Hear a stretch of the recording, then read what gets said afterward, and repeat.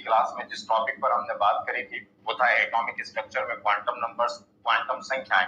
मैंने आपसे कहा कि केमिस्ट्री में अगर किसी इलेक्ट्रॉन के बारे में कुछ इंफॉर्मेशन गेन करना चाहते हैं, किसी भी इलेक्ट्रॉन के बारे में कंप्लीटली जानना चाहते हैं, तो हमें कुछ नंबर्स जो था वो यूज करना होते हैं, कुछ संख्याओं का जो था वो इस्तेमाल करना होता है।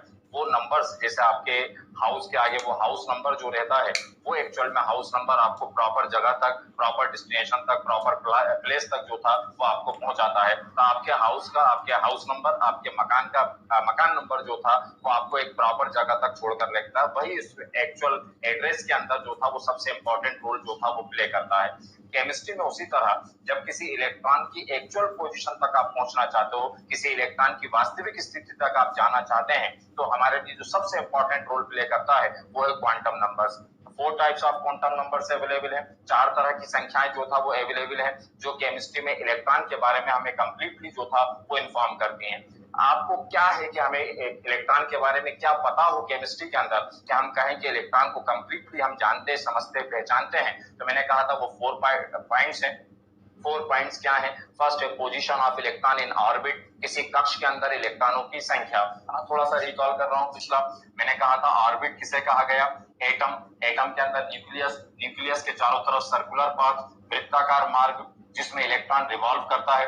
ये सर्कुलर पाथ, वृत्ताकार मार्ग जहां इलेक्ट्रॉन रिवॉल्व करता है, इसको आपने क्या कहा था? ऑर्बिट। अभी तक जितने नोन एलिमेंट्स हैं, अगर उनके नंबर ऑफ ऑर्बिट्स की बात करें, कक्षों की संख्या की बात करें, जहां पर इलेक्ट्रॉन रिवॉल्व करते हैं, जहां पर इलेक्ट्रॉन चक्कर लगाते हैं, उनकी मैक्सिमम संख्या अभी तक जो है वो है 7। 1 2 3 4 5 6 7। इसको डिनोट करते हैं K L M N O P Q. इनको केमिस्ट्री में कहा गया ऑर्बिट, हिंदी के अंदर कहा गया कक्ष। और जब क्वांटम नंबर्स के अकॉर्डिंग बात करते हैं, जो पिछली क्लास में हमने बात करी थी, तो इन्हीं को कहा गया प्रिंसिपल क्वांटम नंबर, इन्हीं को कहा गया मुख्य क्वांटम संख्या। मतलब अगर केमिस्ट्री में अगर आप ये पता करना चाहते हैं कि कोई इलेक्ट्रॉन किस ऑर्बिट में रिवॉल्व करता है, कोई इलेक्ट्रॉन किस कक्ष में चक्कर लगाता है, इसका मतलब केमिस्ट्री में, केमिस्ट्री की लैंग्वेज में अगर आप कहें तो आपको क्या पता होना चाहिए? प्रिंसिपल क्वांटम नंबर, मुख्य क्वांटम संख्या जो था वो पता होना चाहिए। हमेशा मैंने कहा कि किसी भी टॉपिक को स्टडी करना, साइंस में किसी भी टॉपिक को पढ़ा जाना, इसका मतलब है कि जब साइंस ने, केमिस्ट्री ने, हर सब्जेक्ट ने अपनी लैंग्वेज में जो कुछ कहा उसको इमीडिएटली आप अपने अकॉर्डिंग जो था वो ट्रांसलेट करो। केमिस्ट्री कहती प्रिंसिपल क्वांटम नंबर, आप अपने आप को याद दिलाओ कि आपको ऑर्बिट के बारे में जो था वो पूछा जा रहा है, आपको ऑर्बिट के बारे में जो था वो बताया जा रहा है। इट मींस अगर आपसे कहा जाता है कि प्रिंसिपल क्वांटम नंबर 3 है, तो इलेक्ट्रॉन किस में रिवॉल्व कर रहा है? थर्ड ऑर्बिट के अंदर जो था रिवॉल्व कर रहा है। अगर उसने कहा कि प्रिंसिपल क्वांटम नंबर 4 है, मतलब इलेक्ट्रॉन किस में रिवॉल्व कर रहा है? एन के अंदर जो था वो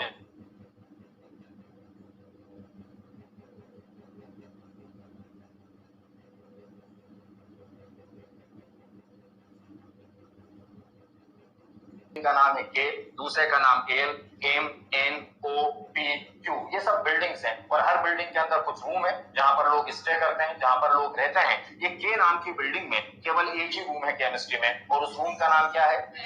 अगर पूरी केमिस्ट्री के अंदर देखें, जब हम कहीं पर स्टे करने जाते हैं, कहीं पर हम किसी होटल में रुकने जाते हैं, तो कई बार वो अलग अलग तरह के टाइप्स ऑफ रूम्स आपको बताता है। वो कभी बताता है अलग अलग रूम बताएगा आपको कि ये लग्जरियस रूम है, ये सिंपल जो था वो रूम है, अलग अलग, ये नॉन एसी रूम है, ये एसी रूम है, अलग अलग तरह के रूम से अवेलेबल कराता है आपको। ऐसे ही केमिस्ट्री में हर एक हम केवल 4 टाइप्स ऑफ रूम से अवेलेबल कराते हैं, और एक रूम का नाम है एस, दूसरे रूम का नाम है पी, तीसरे रूम का नाम है टी, और फोर्थ रूम का नाम है एफ। तो केमिस्ट्री में 4 रूम्स के अलावा कोई 5वां रूम से अवेलेबल है ही नहीं, केवल 4 टाइप्स ऑफ रूम्स जो था वो अवेलेबल है, एक एस, दूसरा पी, तीसरा टी और फोर्थ एफ। और हर रूम की अपनी कुछ कैपेसिटी होती है, हर रूम की अपनी एक क्षमता होती है। केमिस्ट्री में एस में जो मैक्सिमम नंबर ऑफ इलेक्ट्रॉन्स होते हैं वो है 2, टी के अंदर जो है वो है 6, डी के अंदर जो है वो है 10, और एफ के अंदर जो है 14। ये मैक्सिमम नंबर ऑफ इलेक्ट्रॉन्स है। ये कौन से इलेक्ट्रॉन?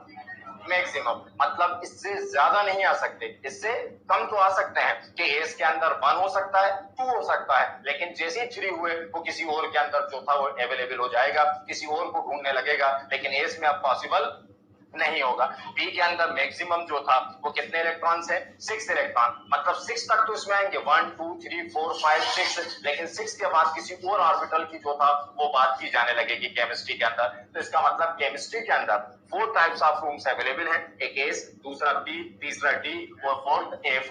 ये जो पहली बिल्डिंग के थी इसमें एक ही ऑर्बिटल है एस, दूसरे के अंदर होते हैं एस पी, तीसरे में होते हैं एस पी डी, फोर्थ में होते हैं एस पी डी एफ, ये होते हैं अब हर एक के अंदर। अब केमिस्ट्री के अंदर सेकंड क्वांटम नंबर्स जो बताया था, जो सेकंड बात आपको पता होना चाहिए कि अगर आप कॉन्फिडेंटली ये कह पाओ कि मैं इलेक्ट्रॉन को पहचानता हूं, मैं इलेक्ट्रॉन को जानता और समझता हूं, इसका मतलब आपको ये पता हो कि वो इलेक्ट्रॉन किस ऑर्बिटल के अंदर रहता है। केमिस्ट्री में इसको कहा गया क्या?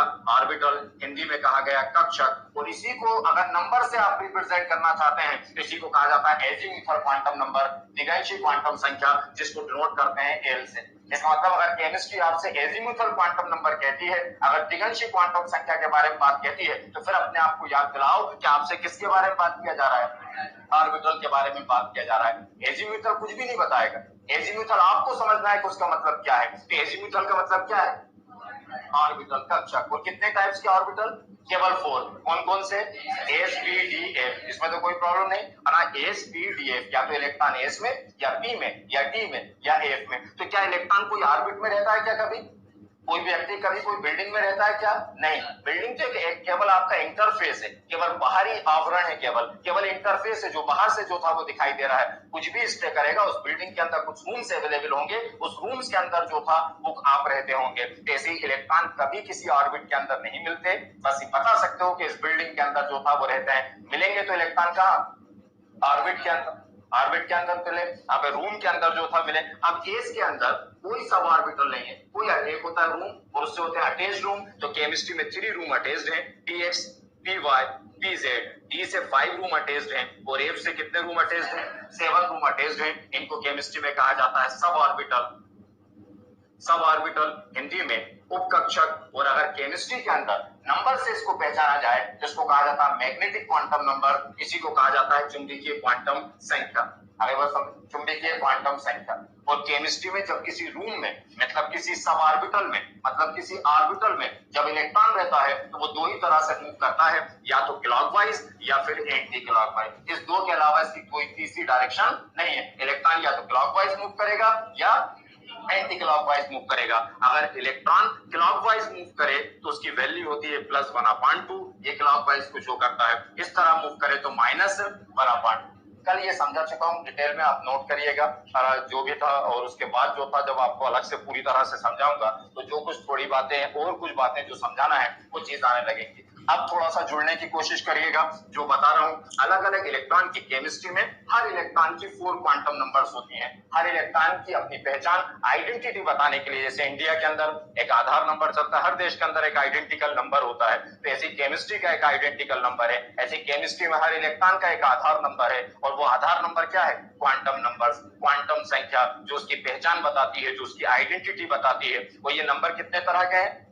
4। एक का नाम प्रिंसिपल क्वांटम नंबर, मुख्य क्वांटम संख्या, दूसरे का नाम एजीमुथल क्वांटम नंबर, तीसरे का नाम मैग्नेटिक क्वांटम नंबर, चुंबकीय क्वांटम संख्या, और फोर्थ है चक्रण क्वांटम संख्या, स्पिन क्वांटम नंबर। अगर ये 4 बातें पता तो कहना है केमिस्ट्री में इलेक्ट्रॉन हमसे बचकर कहीं नहीं जा सकता, हमसे बचकर कहीं पर किसी जगह पर जो था वो नहीं जा सकता। अरे बस समझ में। तो मैं प्रिंसिपल क्वांटम नंबर पता करना चाहता हूं तो आपने अपने आप से कहा कि क्या पता करना है?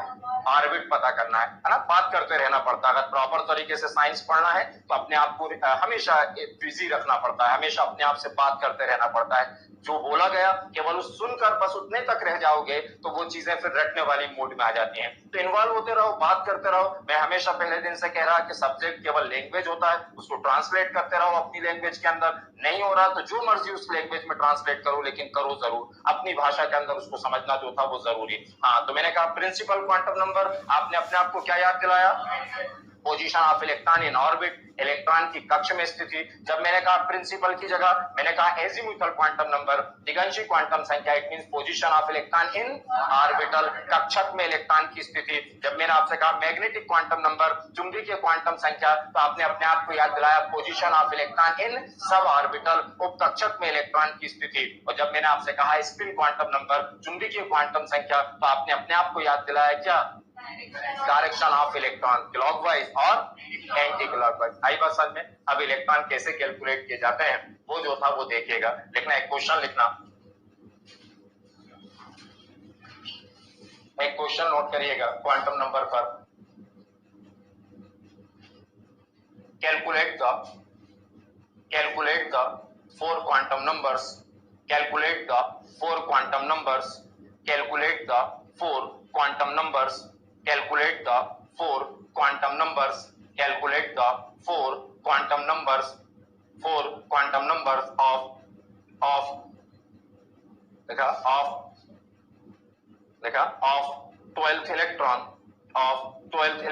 of magnesium, calculate the four quantum numbers of 12th electron of magnesium। Hindi में लिखिएगा मैग्नीशियम के 12th इलेक्ट्रॉन, मैग्नीशियम के 12th इलेक्ट्रॉन, मैग्नीशियम के 12th इलेक्ट्रॉन की चारों क्वांटम संख्याएं याद करो। मैग्नीशियम के 12th इलेक्ट्रॉन की चारों क्वांटम संख्याएं याद करो। अब ध्यान रखिएगा कोई रूल्स नहीं, बाद में ज्वाइन किया, लेकिन फिर भी यहां से कोशिश करना बिना नियमों के जो था इलेक्ट्रॉनिक कॉन्फ़िगरेशन सिखा दूंगा। कितने तरह के ऑर्बिटल्स हैं? 4। एक बात जो याद रखो केवल वो ये कि पहले में केवल क्या होता है? एस, सेकंड में क्या होता है? एसपी, ये जरूर कंपलसरी पता है। थर्ड में क्या होता है? एसपीडी। फोर्थ में क्या होता है? एसपीडीएफ। 4 ही तो होते हैं रूम केवल, है ना। तो फिफ्थ में भी क्या? एसपीडीएफ। सिक्स्थ में भी क्या? एसपीडीएफ, है ना। सेवंथ में भी क्या? एसपीडीएफ। और कंटिन्यू नंबर इस्तेमाल करो। पहले में क्या है? एस, तो सबसे पहले क्या आता है? 1s। अब सेकंड में क्या आता है? एस और पी, तो क्या आएगा? 2s और 2p। तीसरे में क्या है? 3s, 3p, 3d। फोर्थ में 4s, 4p, 4d। 5s, 5p, 5d, 5f, 6s, 6p, 6d, 6f। यही था, है ना। तो एक बार बोलिएगा थोड़ा सा, है ना। सबसे पहले क्या आता? 1s, फिर 2p, फिर 3s, 3p, 3d, 4s, 4p, 4d, 4f। कोई रूल याद मत रखो अपने आप, है ना। बस एक बात याद रखते हैं कि जब केमिस्ट्री में, अब जैसे मैग्नीशियम एटॉमिक नंबर कितना? 12। आपको अगर क्वांटम नंबर्स पता है या कुछ भी केमिस्ट्री में पढ़ना है तो सबसे पहले इलेक्ट्रॉनिक कॉन्फ़िगरेशन पर कमांड होना जरूरी है, इलेक्ट्रॉनिक विन्यास पर कमांड होना जरूरी है ना। टोटल केमिस्ट्री के अंदर आपके पास जो एटॉमिक नंबर है उसके टोटल इलेक्ट्रॉन को रिप्रेजेंट करता है। मैग्नीशियम का एटॉमिक नंबर 12, एक में electronic total number of electrons कितना हो गए? 12। अब इसको इलेक्ट्रॉन को फिल करना है, इलेक्ट्रॉन को फिल करना है। मैंने याद हो आपको बताया था कुछ ट्रिक, मैंने कहा था कोई रूल याद मत रखो। टीचर्स ने आपसे कहा कि अबॉव रूल याद हो, हुंस रूल याद हो, तरह तरह के रूल्स कहा, फिर कहा कि अब आपको जो था इलेक्ट्रॉनिक कॉन्फ़िगरेशन जो था वो बनेगा। मैंने कहा कुछ नहीं, अगर आपको मार्केट में शॉपिंग करना आती है तो आप इसका मतलब है क्या कर सकते हैं? इलेक्ट्रॉनिक कॉन्फ़िगरेशन कर सकते हैं। मैंने कहा था मार्केट में, मैंने कहा कि शॉपिंग करने जाएं तो सबसे पहले क्या पता हो कि आपकी कंडीशन क्या है, आपकी स्ट्रेंथ क्या है ना। इकोनॉमिकल स्टेटस जो है वो क्या है, आपके पॉकेट में टोटल अमाउंट जो था वो कितना है, या टोटल अमाउंट का मतलब है टोटल इलेक्ट्रॉन। जब मैग्नीशियम शॉपिंग करने निकला तो उसके पॉकेट में कुल कितना अमाउंट था? 12। उसके पॉकेट में कुल कितने इलेक्ट्रॉन थे? 12। अब हम एक पहली दुकान पर गए, मैंने कहा था केमिस्ट्री में हर शॉप पर लिखा हुआ है बड़े बड़े अक्षरों में फिक्स्ड रेट। हर शॉप पर लिखा हुआ है क्या? Fixed rate. और यहाँ पर फिक्स्ड रेट का मतलब फिक्स्ड रेट है ना। एस का फिक्स्ड अमाउंट क्या है? 2। तो बार्गेनिंग नहीं अलाउड यहाँ पर। केमिस्ट्री के अंदर बार्गेनिंग जो था वो नहीं की जाती। मतलब एस आया, अगर आपके पॉकेट में उतना अमाउंट है तो देना ही पड़ेगा, उसको देना ही पड़ेगा। बार्गेनिंग तब की जाएगी कि उसने डिमांड जितनी करी, कि हम पी के पास गए, पी ने डिमांड करी कि मेरी कीमत जो है वो 6 है। आपने पॉकेट को अपने चेक किया और पॉकेट को चेक करने के बाद कहा कि सॉरी मेरे पास 6 तो है नहीं, तो अब आपके पास जितने बचे उतने ऑफर कर दो, जितने बचे उतने ऑफर कर दो। केमिस्ट्री आपको कभी मायूस नहीं करेगी, केमिस्ट्री आपको कभी जो था वो अपने शॉप से जो था वो वापस नहीं भी जाएगी। करें इलेक्ट्रॉनिक कॉन्फ़िगरेशन, बाकी कुछ याद मत रखो, अपने आप कोई गलत हो जाए तो आप कहिएगा। तो सबसे पहले क्या आता? 1s।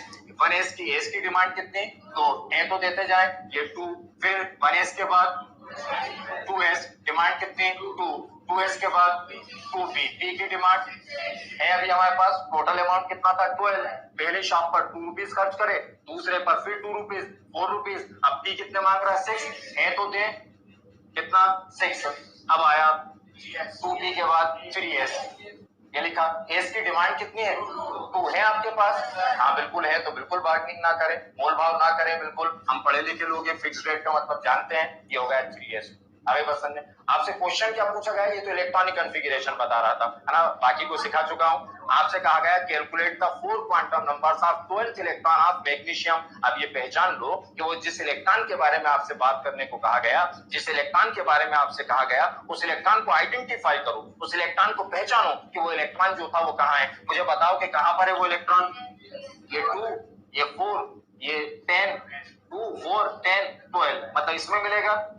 उसको ऑर्बिटल एस जो होता है इसका एक ही सब ऑर्बिटल होता है, बांटा नहीं जाता। पी को कितने पार्ट में बांटा गया, 3। डी को कितने पार्ट में बांटा गया, 5। और एफ को कितने पार्ट में, 7। हर एक ऑर्बिटल में, हर एक छोटे से रूम में केवल 2 ही इलेक्ट्रॉन रह सकते हैं केमिस्ट्री में। अब एस के पास कितने इलेक्ट्रॉन थे, मैक्सिमम 2, तो उसको 8 रूम दे दिया गया। पी के पास मैक्सिमम कितने थे, 6, और एक रूम में कितने रह सकते थे, 2, तो उसके पास कितने रूम मिलेंगे उसको, 3, इसलिए पी को कितने मिले, 3। डी के पास टोटल इलेक्ट्रॉन कितने थे, एक रूम, मतलब एक ऑर्बिटल में कितने इलेक्ट्रॉन रह सकते थे, 2, तो डी के पास टोटल कितने थे, 10, तो उसको जब दिए तो कितने मिले, 5 देंगे रूम यहाँ पर, क्या आपके पास 10 इलेक्ट्रॉन है, 10 के लिए आपको 5 रूम्स हमने अवेलेबल करा दिए। एफ को कितने रूम्स मिले, 7 क्यों, क्योंकि उसके पास टोटल इलेक्ट्रॉन कितने हैं, 14। अब केमिस्ट्री के अंदर ये ऑर्बिटल्स कहलाते हैं, ऑर्बिटल्स में इलेक्ट्रॉन भरा। अब दूसरा एक रूल था, हुम्स रूल, है ना, हुम का नियम। हुम का नियम ये बताता है कि किसी सब ऑर्बिटल में, है ना, ये सब ऑर्बिटल में इलेक्ट्रॉन कैसे भरे जाएंगे। तब ये क्या है, एस 12th हिस्सा, या तो सब भरो या जो जरूरत है वो भर दो। जरूरत क्या है, 12th इलेक्ट्रॉन की, तो ये हमने 12th इलेक्ट्रॉन ये लिख दिया 3s। अब किसी सब ऑर्बिटल में इलेक्ट्रॉन कैसे भरे जाते हैं, हमेशा केमिस्ट्री में हुम्स रूल कहता है कि किसी भी सब ऑर्बिटल में इलेक्ट्रॉन पार्शियली फिल्ड होते हैं। पार्शियली फिल्ड होते हैं, अयुग्मित रूप से भराते हैं, एक एक करके भराते हैं, 1 बाय 1 भराते हैं, सिंगली ऑक्यूपाइड होते हैं, एक एक करके भराते हैं। जैसे इस पी में भरना है, मेरे पास टोटल कितने इलेक्ट्रॉन है, 5, तो पहले 1, 2 ऐसे नहीं भर सकता, एक एक करके जब तक सब ना भर जाए। और हर पहला इलेक्ट्रॉन क्या होगा, क्लॉकवाइज। हर पहला इलेक्ट्रॉन कितने भरना था, पी में 5, कैसे भरूं, 1, 2, 3। अब पेयरिंग जब सिंगल ऑक्यूपाइड हो गए, जब एक एक करके भरा गए, तब पेयरिंग करो, तब कपलिंग करो, तब युग्म बनाओ, तब जोड़ा बनाओ, है ना। तो एक एक भर गए, अब पेयरिंग करें, ये 4th, ये 5th, ये है हुम्स लॉ। अब बस समझे, हाँ चलिए, तो यहाँ तक कितने इलेक्ट्रॉन हो गए थे, 10। हमें कितने पता करना है, 12। हमें कितने पता करना, 12। तो ये कौन सा इलेक्ट्रॉन, 11, ये कौन सा, 12, ये हो गया। मतलब आपको किस इलेक्ट्रॉन के बारे में पता करना है, ये वाला इलेक्ट्रॉन है वो जिसके बारे में आपको पता करना है। आई बात समझ में। अब कितने क्वांटम नंबर्स पता करना है, 4। पहला क्या है, प्रिंसिपल क्वांटम नंबर, इसको डिनोट करते हैं n से। अब सब रूल भूल जाएं, केमिस्ट्री में जब इलेक्ट्रॉनिक कॉन्फ़िगरेशन लिखते हैं तो ये जो आगे लिखे होते हैं, एस के आगे, पी के आगे, डी के आगे, एफ के आगे, वो होता है ऑर्बिट, वो होता है कक्ष। ऑर्बिट को ऑर्बिट ना कहो, कक्ष को कक्ष ना कहो, तो केमिस्ट्री में उसी को क्या कहो, प्रिंसिपल क्वांटम नंबर। तो जब जब आपसे प्रिंसिपल क्वांटम नंबर पूछे, उस एस, पी, डी, एफ के आगे जो नंबर लिखा है, भाई मुझे बताओ वो 12th इलेक्ट्रॉन जिस ऑर्बिटल में था उसके आगे कौन सा नंबर लिखा है, 3। ये था 12th इलेक्ट्रॉन, क्या था, 3। इसमें मतलब प्रिंसिपल क्वांटम नंबर कितना हो गया, 3 हो गया। इसमें कोई डाउट कितना, समझ में आया। अब सेकंड है एजीम्यूथल क्वांटम नंबर, दिगंशी क्वांटम संख्या। अब एजीम्यूथल क्वांटम नंबर आपने अपने आप को क्या याद दिलाया, ऑर्बिटल। आपने आपको क्या दिखाया, ऑर्बिटल। वो चीजें दिखना चाहिए। मैंने कहा सबसे बेस्ट स्टूडेंट साइंस का वही होता है ना, कि हमेशा चीजें आपको उसको विजिबल हो, है ना। साइंस के अंदर ये सबसे पावरफुल कॉन्सेप्ट होता है स्टडी करने का, कि चीजें विजुअलाइज हो, है ना, चीजें जो था वो दिखाई दे। अगर दिखाई नहीं देती साइंस के अंदर तो थोड़ी सी मुश्किल होती है। आपने कहा, मैंने कहा एजीम्यूथल क्वांटम नंबर, मैंने कहा दिगंशी क्वांटम संख्या। आपको क्या सुनाई दिया, आपने अपने आप को कहा क्या, ऑर्बिटल। अब जब ऑर्बिटल बोला तब चीजें दिखाई दे, क्या दिखाई दे, S, P, D, F. Orbital पे भी नहीं रुकना, जोड़ते जाना। हमेशा सबसे बड़ी खूबी होती है साइंस में स्टडी करने का, रिलेट करते जाना, एक से दूसरे को, दूसरे से तीसरे को, तीसरे को चौथे से। जहां से कोई बीच में चेन स्किप होती है, बस आप समझ जाओ मुझे यहीं पर मेहनत करना है। मुझे ये ब्रेक जो हो रही है, ये जो कनेक्टिविटी जहां से ब्रेक हुई, वहां पर बस मुझे वहीं पर मेहनत करना है। बाकी ना कुछ मेहनत करना पड़ती, ना एफर्ट करना पड़ती। ये सबसे आसान सब्जेक्ट है और इसी वजह से ये सबसे टफ सब्जेक्ट भी। कि अगर आपने वो कनेक्टिविटी बनाए रखी आप हमेशा, तो इससे आसान कुछ होता ही नहीं। मैथ्स में ना कुछ याद करना पड़ता, ना पढ़ना पड़ता, केमिस्ट्री में ना कुछ याद करना पड़ता, ना पढ़ना पड़ता, फिजिक्स में ना पढ़ना। इसलिए कहते हैं कि इंटेलिजेंट लोग जो हैं वो ये सब्जेक्ट जो था वो पढ़ते हैं। आप उस रिलेट कर रहा था, कंटिन्यूटी जो थी उसको ब्रेक मत होने दो। हाँ, तो मैंने कहा एजीमुथल क्वांटम नंबर, कुछ याद दिलाया क्या? ऑर्बिटल, चीजें दिखाई दी क्या था? S P D F. मतलब मैंने कहा कि मुझे किसी का एजीमुथल क्वांटम नंबर पता करना है, मुझे किसी का दिगंशी क्वांटम संख्या पता करना है। तो इसका मतलब आपने अपने आप को कहा, मतलब वो हमसे कह ये रहा है कि क्या पता करो कि इलेक्ट्रॉन कहाँ रहता है, किस ऑर्बिटल के अंदर रहता है। मुझे देखकर बताओ कि किस ऑर्बिटल में रहता है। 12th इलेक्ट्रॉन किस में है? एस के अंदर है। 12th इलेक्ट्रॉन किस में है? एस के अंदर है। वो ये फिक्स्ड वैल्यू है। लास्ट क्लास में मैंने बताया था, अगर एस में हो तो एल की वैल्यू 0 होती है हमेशा, कभी नहीं बदलने वाली। ये लास्ट क्लास में बताया था। अगर पी में हो तो एल की वैल्यू 1, डी में हो तो एल की वैल्यू 2 और एफ में हो तो एल की वैल्यू 3। हाँ, तो बताओ 12th इलेक्ट्रॉन के लिए एल की वैल्यू कितनी? अगर कॉम्पिटिशन एग्जाम के लिए तैयारी कर रहा हो तो डायरेक्ट बताना कि एस में था, इसलिए एल की वैल्यू कितनी हो गई? 0। अब जब बोर्ड एग्जाम के अंदर पढ़ा जाता है तो हमेशा हर क्वांटम नंबर की पॉसिबल वैल्यूज डिटेक्ट की जाती हैं, है ना? तो पॉसिबल वैल्यूज, संभव मान। तो केमिस्ट्री में एल की वैल्यू एन पर डिपेंड करती है। केमिस्ट्री कहती है कि L equal to 0 to n minus 1, मतलब उसकी टोटल संभव मान, पॉसिबल वैल्यू क्या से क्या होती है? 0 to n minus 1। अब ये लिखा 0 to n की जगह क्या? 3 minus 1, इट मीन 0 to 2। अब 0 to 2 में क्या हो गया? 0 1 2। अब इसका मतलब क्या है? इसका मतलब यह है कि केमिस्ट्री कह रही है, एन कह रहा है कि मेरी वैल्यू कितनी थी? 3। तो हमने उससे पूछा कि बताओ कि किस ऑर्बिटल के अंदर रहता है ना? एस में रहता है, पी में रहता है या डी? अब ये समझ गया कि एन की वैल्यू कितनी थी? 3। ये एन की वैल्यू कितनी? 3, मतलब इलेक्ट्रॉन यहाँ रहता है, यहाँ पर रहता है। अब जब यहाँ रहता तो हमने इससे पूछा कि बताओ कि इलेक्ट्रॉन किस ऑर्बिटल के अंदर रहता, तो कहता है कि सॉरी मुझे नहीं पता, एक्यूरेट नहीं पता। कि क्या पता? हम एक हिंट दे सकता हूं क्या? कि मैंने कहा मेरी वैल्यू कितनी? 3। हम समझ गए 3 में कौन कौन था? उससे वो हमसे कहता है, हमसे कहता है या तो एस में होगा या पी में होगा, या ये खुद जाकर पता कर लेना। मैं तो इतना ही बता सकता हूं कि या तो एस में होगा या पी में होगा या डी में। तो एस की वैल्यू कितनी आई थी अभी? पी की वैल्यू, पी की वैल्यू, मतलब एन ने हमसे कहा कि या तो एस या तो पी या टी। अच्छा बताओ कि एन इक्वल टू 4 होता तो क्या क्या आता?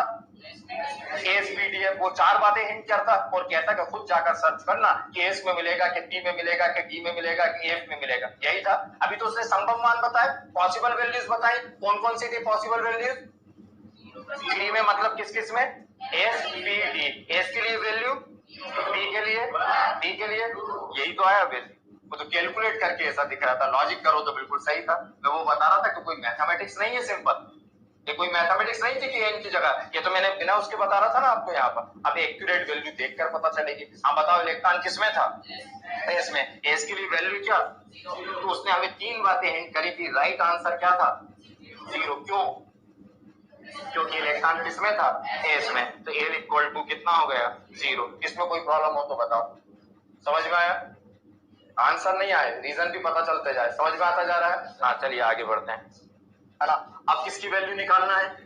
Magnetic quantum number. इधर निकालना हूं मैग्नेटिक क्वांटम नंबर। अगर पॉसिबल वैल्यू, वही हम किसके पास गए? एल के पास गए। तो एल के पास गए, हमने पूछा कि बताओ कि किसकी वैल्यू? मैग्नेटिक क्वांटम नंबर किस सब ऑर्बिटल में रहता। हम रूम के अंदर तो पहुंच गए, लेकिन रूम के अंदर पहुंचने में छोटे छोटे रूम भी उससे जुड़े हुए हैं, अटैच रूम भी है बहुत सारे। तो किस अटैच रूम के अंदर जाऊं कि इलेक्ट्रॉन को कैच कर पाऊं, इलेक्ट्रॉन को जो था वो पकड़ पाऊं। अब हिंट क्या दे रहा है? वो वैल्यू निकालूं तो इसकी वैल्यू होती है -L2 + L। -L2 + L, -L2 + L। अच्छा -L, L की वैल्यू कितनी थी? 0। -02 + 0 मतलब कितनी? 0। 0 ही आई, कुछ आई नहीं, सिंगल ही वैल्यू आई और सही तो है। एस का कोई सब ऑर्बिटल होता है? नहीं होता। एस को बांटे ही नहीं गया। पी के कितने थे? 3। अगर इलेक्ट्रॉन पी में होता तो इधर पर कितनी वैल्यू आती? 3। अगर डी में होता तो डी में 5, और एफ में होता तो उसमें से किसी एक को पिक करना पड़ता। अभी इलेक्ट्रॉन किस में था? एस में। एम की वैल्यू कितनी होती है? 0। अगर वो याद रखना था तो बताया था, एस में हो तो एम की वैल्यू 0। अगर इलेक्ट्रॉन पी में हो तो एम की वैल्यू -1 से +1, डी में हो तो एम की वैल्यू -2 से +2 और एफ में होते एम की वैल्यू -3 से +3, यही था। तो इसमें तो यही आ गया। अब लास्ट है स्पिन क्वांटम नंबर, चक्रण क्वांटम संख्या। चक्रण मतलब स्पिन मतलब क्लॉकवाइज, या वो तो देख के ही पता चलेगा क्या है, क्लॉकवाइज या एंटी, -1/2।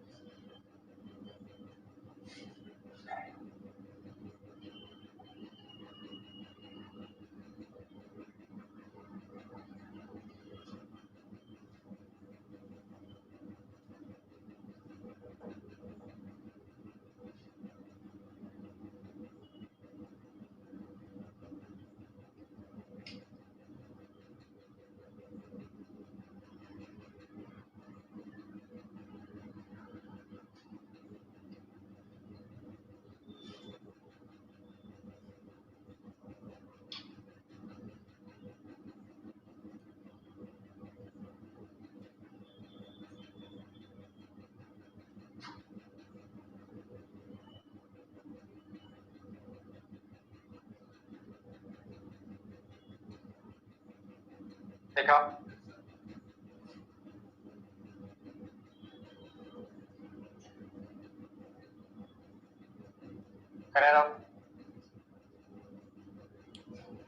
केमिस्ट्री में आपसे मैंने कहा था इलेक्ट्रॉनिक कॉन्फ़िगरेशन सिखा चुका।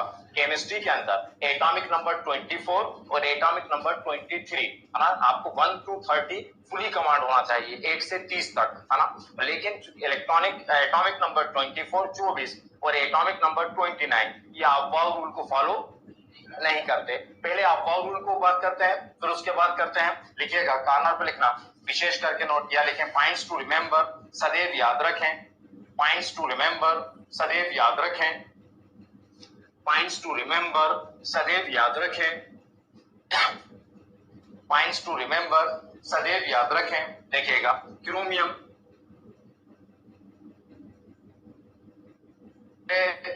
कुछ बात याद मत रखो, जैसा आता है वही करो, गलत ही करो, पहले गलत सीखोगे फिर सही आएगा। हाँ, तो सबसे पहले क्या आता, 1s, कितने 2, फिर 2s2, फिर 2p6, फिर 3s2, फिर 3p6, यही होता है।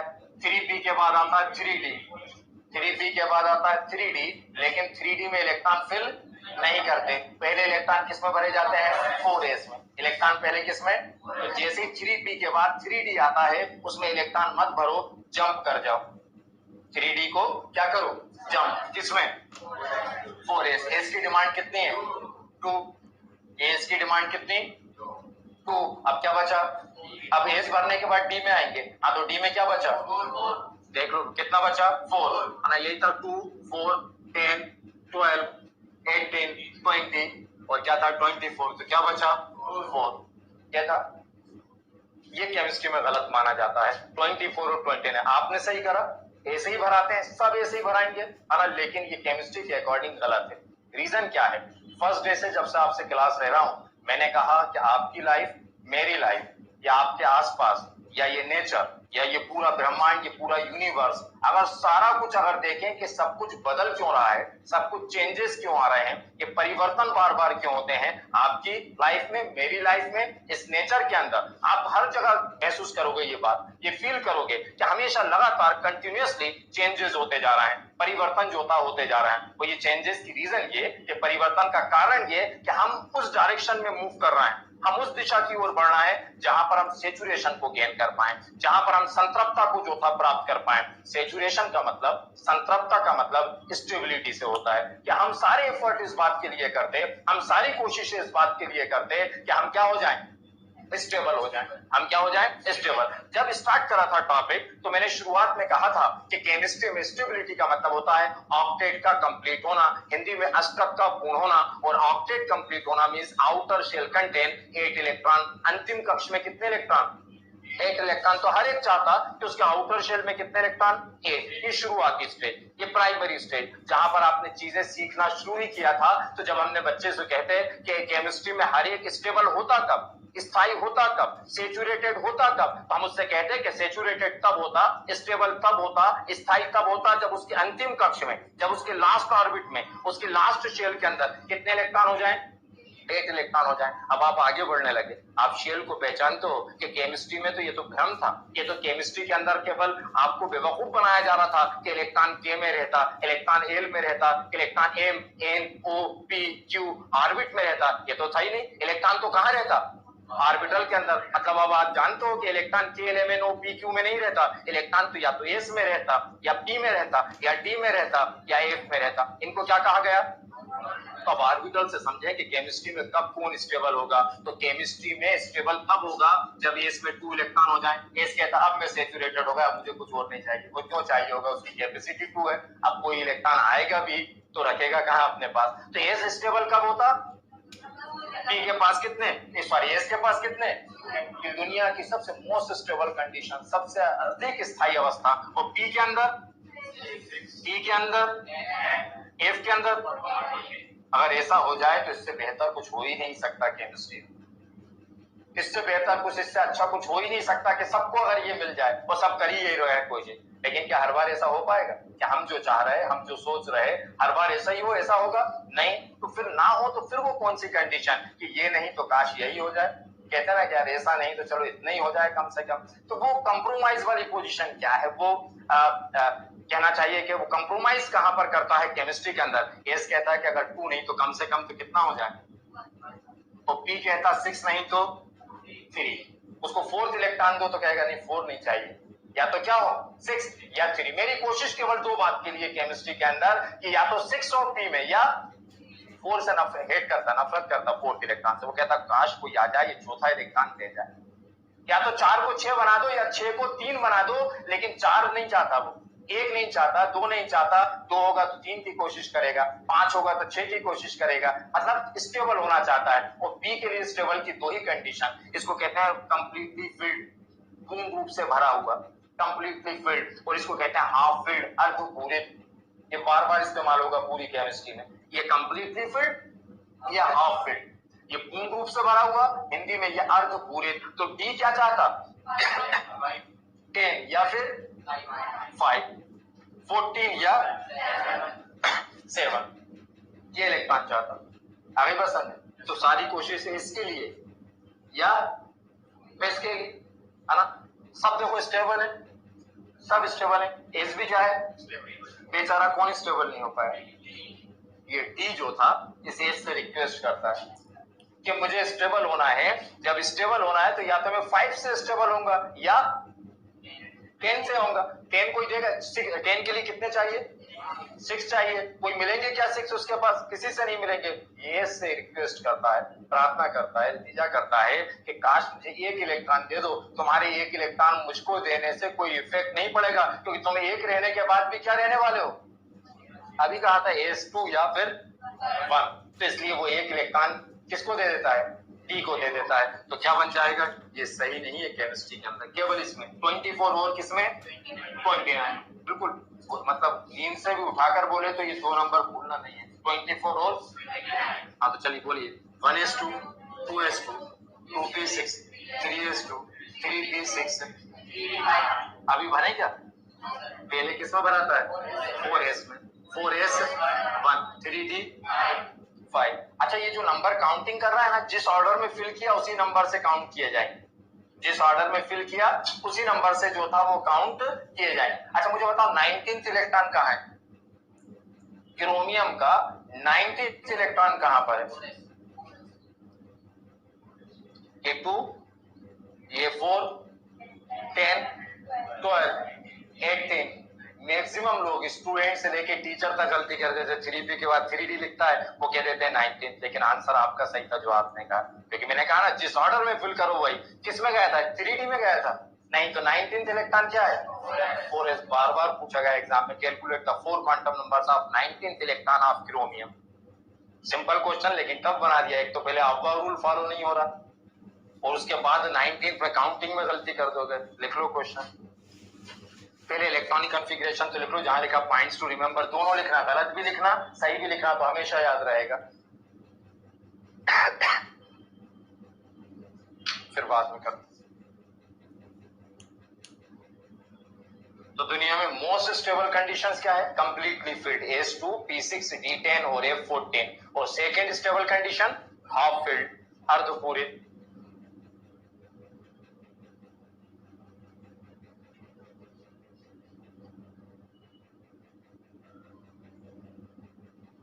दोनों लिखना, गलत भी सही भी।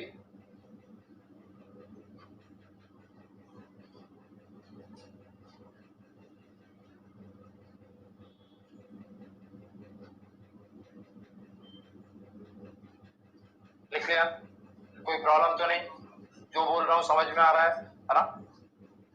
हाँ चलिए, अगर आ रहा है तो इसको करो। गलत करना पहले, मुझे सही आंसर नहीं चाहिए, मुझे गलत ही बनाना है पहले। इसको भरो गलत।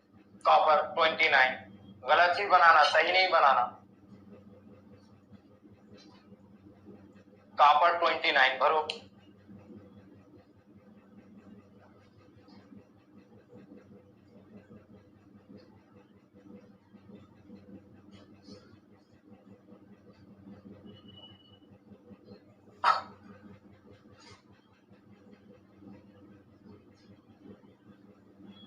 बना लिए?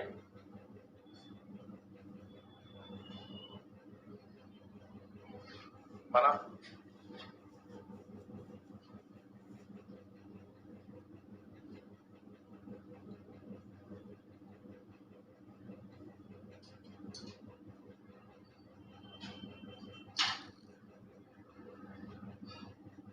चलिए बोलिए, कॉपर क्या लिखूं? गलत बोलना।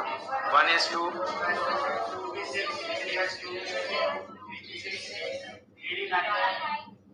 छोड़ो, तो जैसा बोलते हो, जैसा करते हो वही बोला करो, है ना? तो 3d पहले क्या 4 है, लिख डाउन देते हैं 3d, लेकिन इलेक्ट्रॉन पहले 4s के अंदर। आज टीचर्स आपके ये करेंगे कि वो 4s ही देंगे। पहले मैं बता चुका, पूरी तरह से गलत है वो, है ना? बाद में आपको सीखना पड़ेगा, ये चीज अलग से सीखोगे। कुछ भी ऐसा नहीं है कि अभी नहीं सीख सकते, कि बाद में फिर सही नए सिरे से सिखाया जाए आपको। इसलिए मैं यहीं से करेक्शन करता हुआ चल रहा हूँ। हाँ, 4s 2, 3d 9। शाबाश, आप करेक्ट करके बना, सही बना। भरो, आप बनाओ सही। ये गलत है केमिस्ट्री, आप वो रूल को फॉलो नहीं करता।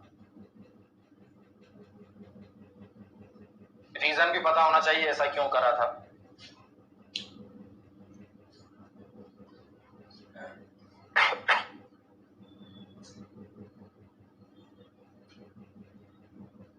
बन गया? हाँ चलिए बोलिए।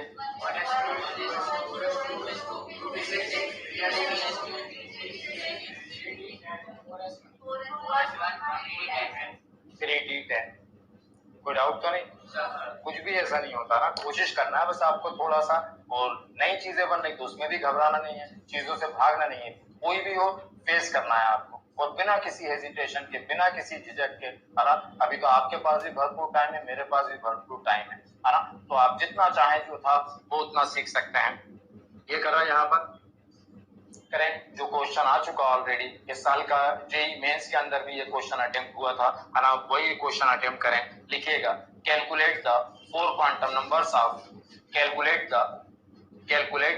Four quantum numbers, calculate the 4 quantum numbers, calculate the 4 quantum numbers of 19th electron of chromium, calculate the 4 quantum numbers of 19th electron of chromium Cr। Atomic number क्या होता है? 24। मैंने कहा ये काम सबसे पहले करो, 1 to 30 एटॉमिक नंबर जरूर याद हो, है ना? क्या लिखा? Calculate the 4 quantum numbers of 19th electron of, समझ गए? उससे 19th क्यों पूछा होगा? कंफ्यूज कर रहा है कि नहीं? 19th में बहुत सौ से गलती हो जाएगी। 19th 3D में एंटर हो जाएंगे वो, अभी बताया था आपको, है ना? निकालो, अभी आता बनेगा। हिंदी में लिखेगा, क्रोमियम 24 के 19th इलेक्ट्रॉन, क्रोमियम 24 के 19th इलेक्ट्रॉन, के 19th इलेक्ट्रॉन की चारों क्वांटम संख्याएं याद करो। पूरी तरह से करना, सारी का पॉसिबल वैल्यूज वगैरह सब। क्रोमियम 24 के चारों क्रोमियम 24 के 19th इलेक्ट्रॉन, के 19th इलेक्ट्रॉन की चारों क्वांटम संख्याएं ज्ञात करो।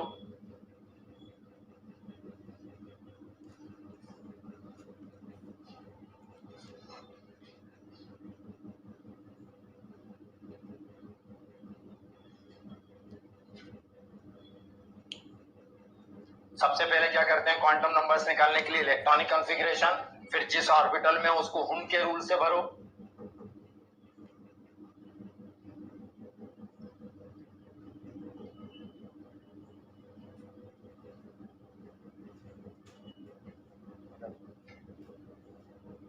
बना किस में था 19th इलेक्ट्रॉन 4s में। तो पहले इलेक्ट्रॉनिक कॉन्फ़िगरेशन, जब भी क्वांटम नंबर से रिलेटेड कोई क्वेश्चन पूछा जाए सबसे पहले क्या लिख लो, इलेक्ट्रॉनिक कॉन्फ़िगरेशन। फिर क्या करें हम, जिसमें है उसको पिक करो, किसमें है इलेक्ट्रॉन, ये 4s में, उसको किससे भर लें, हुन्स लॉ से। हुन्स लॉ एक ही होता है सब ऑर्बिटल, ये 4s, एस में कितना है 1, पहला इलेक्ट्रॉन कैसा इंटर करता है, क्लॉकवाइज। सबसे पहले क्या पूछा था, प्रिंसिपल क्वांटम नंबर। क्या होता है इसमें प्रिंसिपल क्वांटम नंबर, जो आगे नंबर लिखा है, ये 1 2 2 3 3 3, ये 4। तो ये 19th इलेक्ट्रॉन किसमें था, फोर्थ ऑर्बिट में। पूरा बोला करो, किसमें था, फोर्थ ऑर्बिट में, चौथे कक्ष के अंदर, फोर्थ ऑर्बिट में। इसलिए एन की वैल्यू कितनी हो गई, हाँ जल्दी बोलिए, एल की पॉसिबल वैल्यूज बताइए। 0 to n-1, मतलब 0 to 4-1, 0 to 3, मतलब 0 1 2 3, यही था। सही था या ऐसा चेक भी होता जाता है कि नहीं।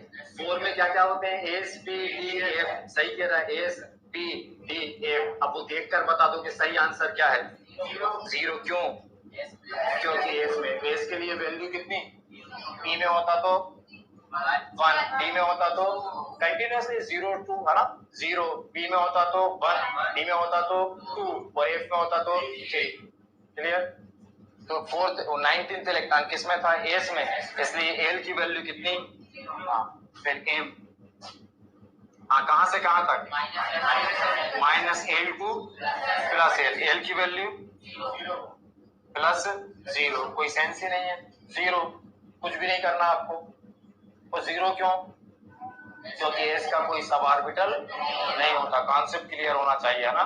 तो एम की वैल्यू 0 ही क्यों आई, क्योंकि एस में था इलेक्ट्रॉन, एस का कोई सब ऑर्बिटल नहीं होता। और magnetic quantum number sub orbital के बारे में बात करता है, उपकक्षक के बारे में बात करता है। एम के बाद एस, ये तो सिंपल देखना पड़ता है, क्लॉकवाइज या एंटी क्लॉकवाइज, क्लॉकवाइज। वैल्यू +1/, आगे एक और सवाल।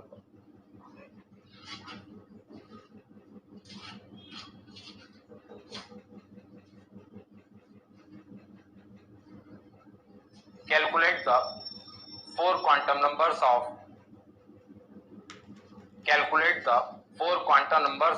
29th electron of copper. Calculate the 4 quantum numbers of 29th electron of copper. Calculate the 4 quantum numbers of 29th electron of copper. 29th electron of copper. Copper क्या atomic number क्या है, 29। Copper 29 के 29वें electron की चारों quantum संख्याएं याद करो। Copper 29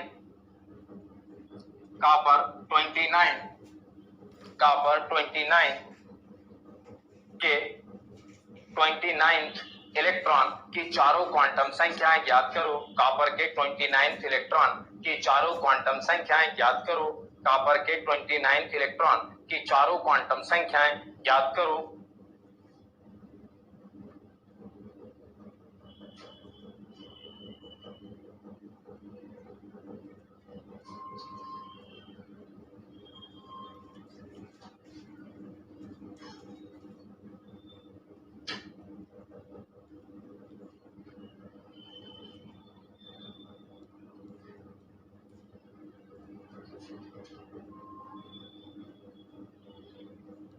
आ गया आंसर, क्वांटम नंबर्स में निकल गए।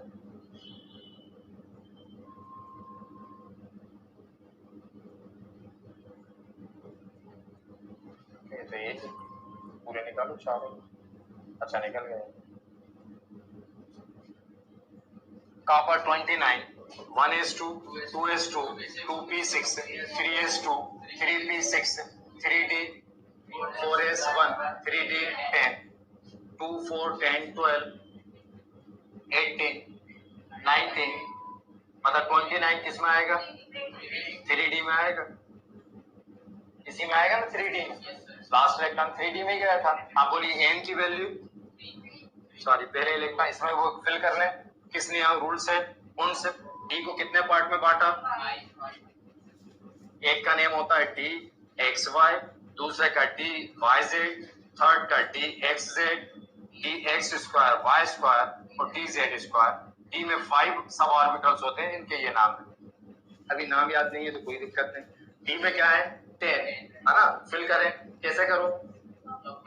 नहीं, पहले 1 बाई 1 सेकेंड इसी में करूं क्या? नहीं, काउंट करते जाना पहले। यहाँ तक कितने हो गए? 2 4 10 12 18 19। ये कौन सा इलेक्ट्रॉन है? 20। काउंट करते जाना, 20 21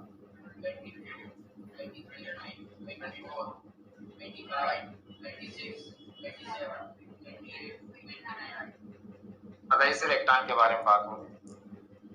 इसमें कोई डाउट तो नहीं किसी तरह? ये क्लियर? अब n बोलो कितना है?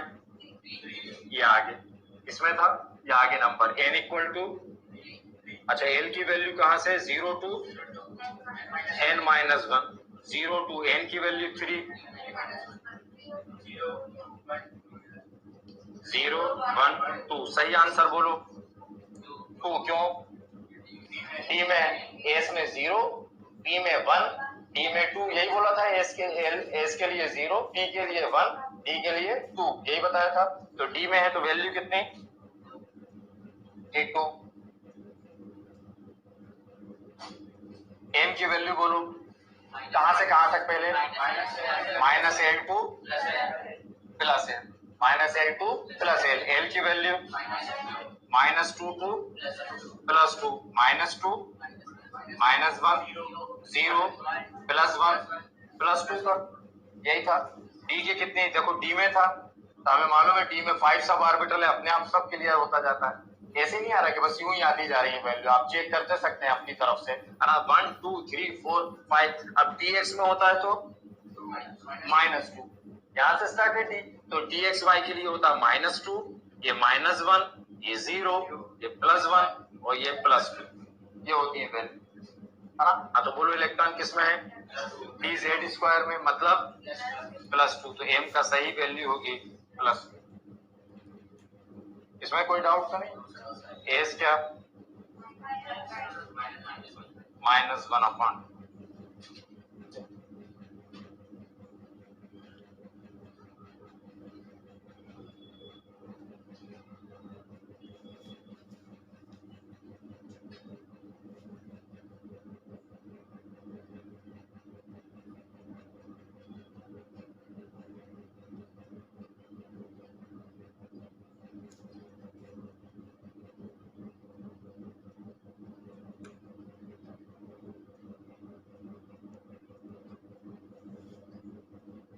लिखा क्या?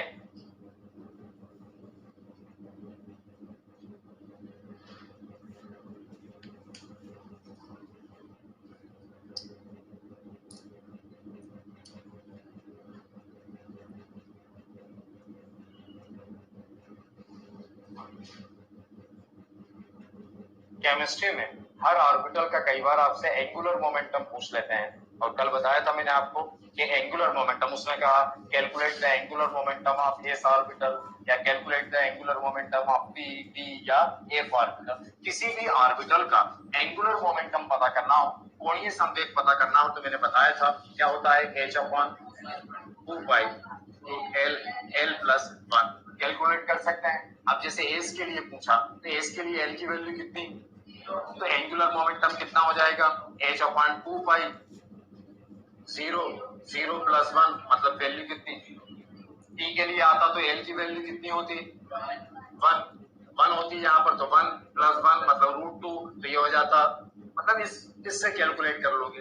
एस ऑर्बिटल पूछा तो एस के लिए, पी का पूछा तो पी के लिए, वाई का सॉरी डी के लिए पूछा तो डी के लिए, एफ के लिए एफ। इस फार्मूले के अंदर कैलकुलेट कर आप आसानी से जो था वो एंगुलर मोमेंटम जो था पता कर सकते हैं। इस पे हमने बात करी थी, क्या था इसी से रिलेटेड जो था वो बात करूंगा। आप लोग ने मुझे